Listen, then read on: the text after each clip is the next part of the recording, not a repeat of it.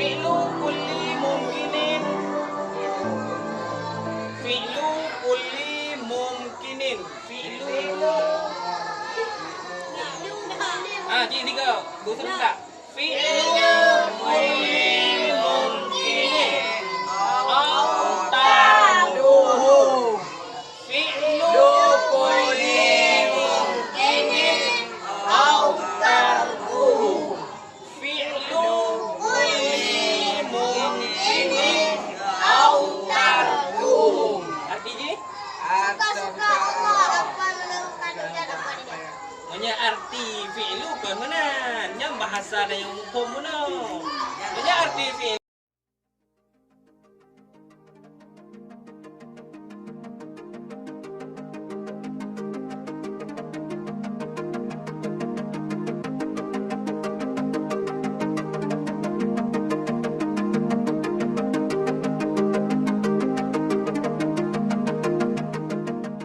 Ada yang mana? Suka gue lah, suka gue. Terserah gue mau kasih mau enggak ya. Itu bahasa nih, tapi kita nggak boleh pakai karena itu bahasa sombong. Yang berhak sombong Allah. Allah mampu segalanya, berhak dia sombong. Tanya Iko sini, kan aku sombong. Oh, Krebo aku sombong.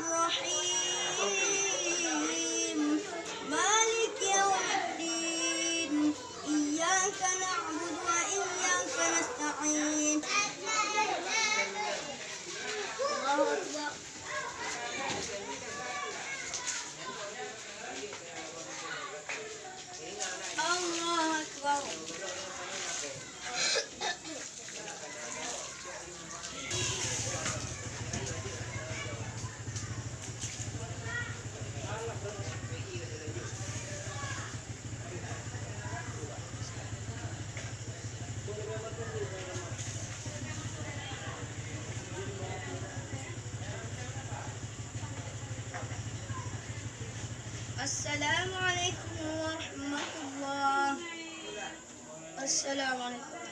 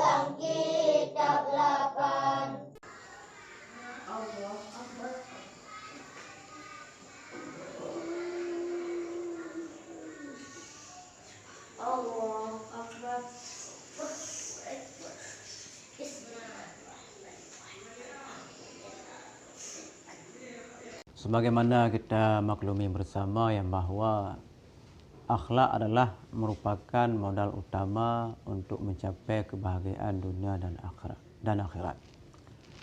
Terwujudnya kenyamanan, ketentraman dan kedamaian disebabkan oleh akhlak.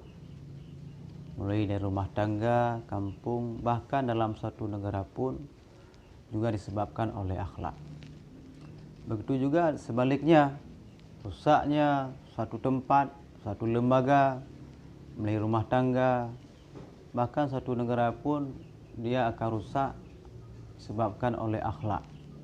Maka penting sekali untuk mendidik akhlak, terutama bagi generasi-generasi muda-mudi, karena mereka sebagai penerus masa depan bangsa ataupun agama.